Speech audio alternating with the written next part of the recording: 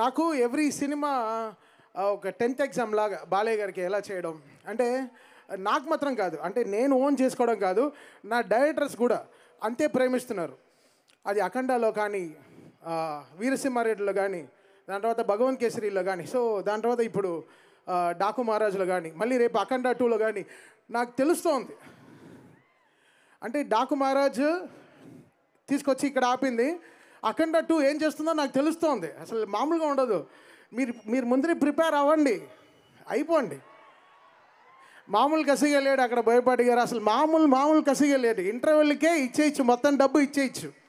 అంటే second half మనం మనకి ఇంకా అడిషనల్ ఇదనమాట. సో ఇప్పటి నుంచే ప్రిపేర్ అవుతున్నాం, ఎలా ఆ సినిమాకి ఎలా అంటే చదువుకుంటున్నాం ఇప్పుడే. ఆ 10th ఎగ్జామ్ ఎలా చేయాలని, అది ఇంకో 10th exam, maybe 12th అవ్వచ్చేమో. So అది మాకు బాలయ్య గారు అంటే అంత గుండెల్లో అంత మాకు ప్రేమ, మర్యాద.